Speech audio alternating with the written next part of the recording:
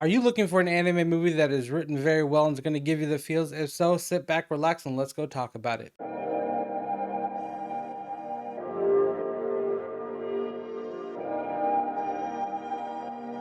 Hello, beautiful humans. Welcome back to Kick Up Flicks. My name is Chris D, and I hope you are having a fantastic day today. A Silent Voice, which is directed by Naoko Yamada, is a wonderful story that I think you have been waiting for. It is a story about Mayu, who gets ostracized because he picks on a girl that is deaf named Sayori. She ends up moving away and some years later meets up and really does want to apologize because he hasn't forgot what he did when he was a kid. The interesting part is that the story doesn't really pick up when they re-meet. The story picks up from the very beginning when you're starting to get to know these characters. And that's why I mean from beginning up until end, this story will have you hooked. You will be feeling something. You would want to possibly end up crying. I am telling you right now, it is a good story. And you are there to see the struggles of these two children, both who don't fit into their world. One who kind of wants to be acknowledged by people, and the other who just wants to make friends, which is Sayori. And that's what the amazing part about this whole entire story is that they both have wants and needs, but neither one really truly get fulfilled. And then one gets truly heartbroken while the other one is both heartbroken and feel shame. So that is like two totally different things to show. And just the way that they show it, sometimes through silence, sometimes through conversation, how they respond.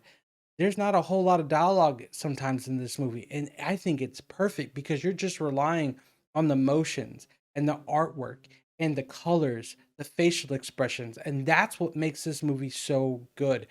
On top of all of that, every character that runs into Sayori and they have an interaction, you get to meet them later on in the future.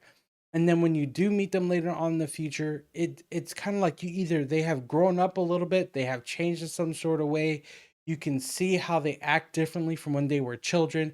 And I think that is like a wonderful idea because sometimes that facet can be missed.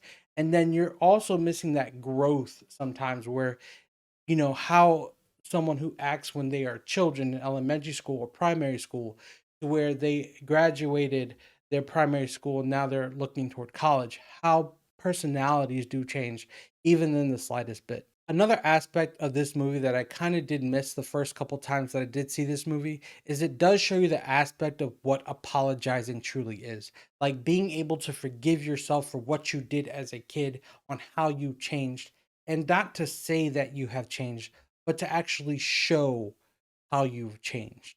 Because saying doesn't really mean anything. In this movie, it's all about physical action because that's what it takes in order to show somebody what it means that you truly did change. And to see these connections on how they grow from when they were young to when they're adult. And just to have small things like a notebook mean so much and make it so much more important. I mean, really goes the extra mile. And that's a good hook for me for this movie. So if you haven't seen this movie, I really do hope you take the time. And if you do, please comment down below what your favorite part is. I don't want to ruin anything about the movie for you. But other than that, if you like what I'm doing, subscribe, hit that like button because it does help me out with that YouTube algorithm. And don't forget to click the bell notification for every time I post. You won't miss anything. And above all things, don't forget to kick up and not down. And I will see you the next time I post.